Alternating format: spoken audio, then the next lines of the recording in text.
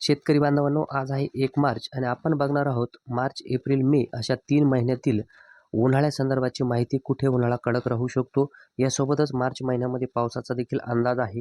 अशी एकंदरीत संपूर्ण माहिती व्यवस्थित प्रकारे तुमच्यापर्यंत सांगण्यात येईल. तेव्हा आपण व्हिडिओ जो असेल शेवटपर्यंत नक्की बघा. व्हिडिओला लाईक करा, नवीन असाल तर चॅनल सबस्क्राईब करा. सुरुवातीला आपण जर बघितलं मार्च महिन्यातील दिवसाचं तापमान, तर राज्यामध्ये आपण संपूर्ण ठिकाणी जवळपास जे तापमान असेल दिवसाचं, तर खूप मोठ्या प्रमाणामध्ये जास्त नाही आहे.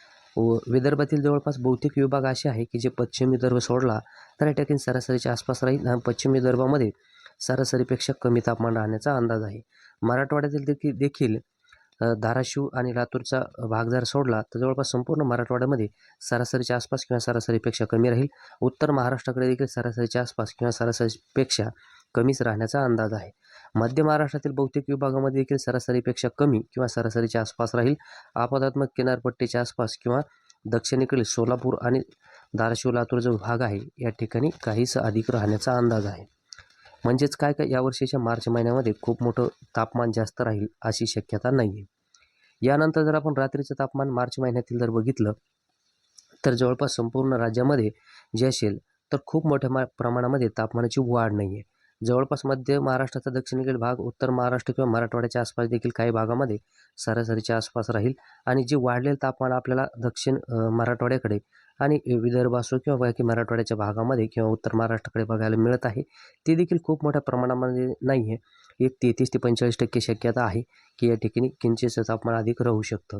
म्हणजे हे जे रात्रीचं तापमान आहे तर हे देखील खूप मोठ्या प्रमाणामध्ये जास्त नाही आहे. एकंदरीत दिवसाचं आणि रात्रीचं तापमान हे काहीसं मापातच राहील किंवा दिवसाचं तापमान काहीसं कमी राहू शकतं.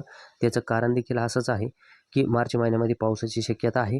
पूर्व विदर्भाकडे नागपूर, भंडारा, गोंदिया, गडचिरोली आणि चंद्रपूरमध्ये सरासरीच्या आसपास पाऊस मार्च महिन्यामध्ये होईल. तर राहिलेलं वर्धा, नागपूरचा काही भाग, त्यानंतर अमरावती, अकोला, वाशिम, बुलढाणा, यवतमाळ या ठिकाणी सरासरीपेक्षा अधिक पावसाचा अंदाज आहे. तर मराठवाड्यातील संपूर्ण विभागामध्ये ते उत्तर महाराष्ट्रातील नंदुरबारचा काही भाग, धुळे आणि जळगावमध्ये देखील सरासरीपेक्षा जास्त पावसाची शक्यता आहे. या व्यतिरिक्त देखील दक्षिणेकडील सोलापूर आणि सांगली, सातारा, कोल्हापूरचा देखील एक दुसऱ्या भागामध्ये सरासरीपेक्षा अधिक पाऊस मार्च महिन्यामध्ये होईल. या व्यतिरिक्त अहिल्यानगरचा बहुतेक भाग, त्यानंतर नाशिक असेल, नंदुरबारचा राहिलेला भाग, पालघर, ठाणे, मुंबई या ठिकाणी देखील सरासरीपेक्षा जो पाऊस असेल तर तो कमी होऊ शकतो. कारण की या मार्च महिन्यामध्ये जो पाऊस होतो त्याच्यापेक्षा या ठिकाणी कमीच राहील. किनारपट्टीला देखील जवळपास दक्षिणेच्या आसपास काहीसं सरासरीच्या आसपास पावसाचा अंदाज आहे. परंतु किनारपट्टी आणि पश्चिमेकडील महाराष्ट्रामध्ये कमीच पावसाची शक्यता आहे. यानंतर जर आपण मार्च महिन्यातील उष्णतेच्या लाटाचा अंदाज बघितला तर फक्त नाशिक जिल्हा किंवा नंदुरबारचा काही भाग आणि पालघर, अहिल्यानगरच्या आसपास काहीच आपल्याला उष्णतेची लाट 1 ते 2 दिवसासाठी जाणवू शकते. त्यामध्ये देखील छत्रपती संभाजीनगरमधील वैजापूर आणि गंगापूरच्या आसपास काहीच आपल्याला उन्हाचा चटका जाणवणार आहे. यानंतर आपण जे रात्रीचं तापमान आहे मार्च, एप्रिल, मे अशा 3ही महिन्याचं, तर हे देखील संपूर्ण महाराष्ट्रामध्ये फार काही अधिक तापमान नाही आहे. एक 33 ते 45-50% अशी शक्यता आहे. 40%च्या आसपासचा आपण ॲव्हरेज धरू की अशी शक्यता आहे की अधिक राहू शकतं. परंतु खूप मोठी ही देखील तापमानामध्ये वाढ नाही आहे.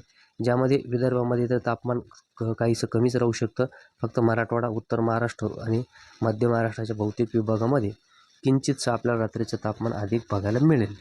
बीडच्या आसपास हे अपवादात्मक ठिकाण आहे की सरासरीच्या आसपास राहील, परंतु इतक्या मोठ्या प्रमाणाच्या क्षेत्रामध्ये फारसा काही बदल होईल असा अंदाज नाही. त्यानंतर दिवसाचं तापमान मार्च, एप्रिल, मे महिन्याचं जर बघितलं तर या ठिकाणी देखील आपल्याला संपूर्ण महाराष्ट्रामध्ये खूप मोठ्या प्रमाणामध्ये दिवसाचं तापमान वाढेल अशी या ठिकाणी शक्यता नाही. म्हणजेच उन्हाळा जो असेल तर खूप मोठा, तीव्र आणि कडक जाईल असा अंदाज यावर्षीसाठी नाही आहे.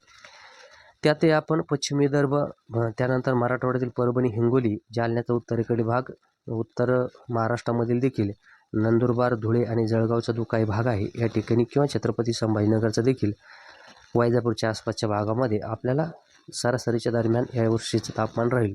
अलीकडची जी सरासरी आहे ती थोडीशी वाढलेली आहे.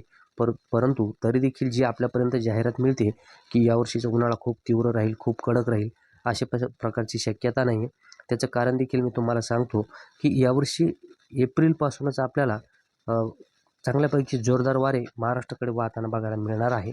आणि हाच तो वाऱ्याचा प्रभाव असेल की जेणेकरून ही सरासरी या ठिकाणी बदलणार आहे. त्या संदर्भाचं देखील आपण व्हिडिओ त्यावेळेस देणार आहोत.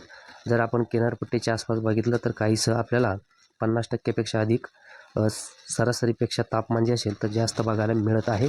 त्याचं कारण म्हणजे की अरबी समुद्र यावर्षी काहीसा गरम होते आणि त्याच्यात ज्या झळा असतील तर ते किनारपट्टीला पोहोचतील. परंतु अरबी समुद्र इतक्या लवकर ही गरम होणार नाही किंवा यावर्षी इतका गरम नाही आहे. त्यामुळे खूप मोठा प्रभाव किनारपट्टीला ओलांडून अंतर्गत महाराष्ट्राकडे जाणवेल अशी यावर्षी शक्यता नाही. यानंतर जर आपण मार्च, एप्रिल, मे अशा तीनही महिन्याच्या उष्णतेच्या लाटाचा अंदाज जर बघितला तर पूर्व विदर्भ आणि दक्षिण मराठवाड्याकडे यासोबतच पालघर आणि नाशिकच्या काही भागामध्ये 2 ते 3 किंवा 4 दिवसासाठी आपल्याला उष्णतेची लाट जाणवू शकते. खूप मोठ्या प्रमाणामध्ये यावर्षी देखील उष्णतेच्या तीव्र लाटा येण्याचा अंदाज नाही. अंतर्गत महाराष्ट्रामध्ये देखील फारशा उष्णतेच्या लाटेचा अंदाज नाही. हा जो अंदाज दिलेला आहे याच्यामध्ये देखील काहीशी कमतरता यावर्षी येऊ शकते, कारण की ती जी वारा असेल त्या सुटल्यामुळे.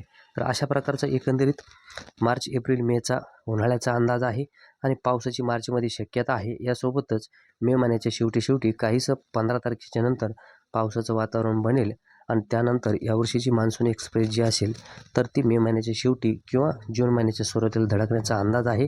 या व्यतिरिक्त देखील आपण मान्सूनमधील पावसाच्या तारखा तुमच्यापर्यंत पाठवणार आहोत.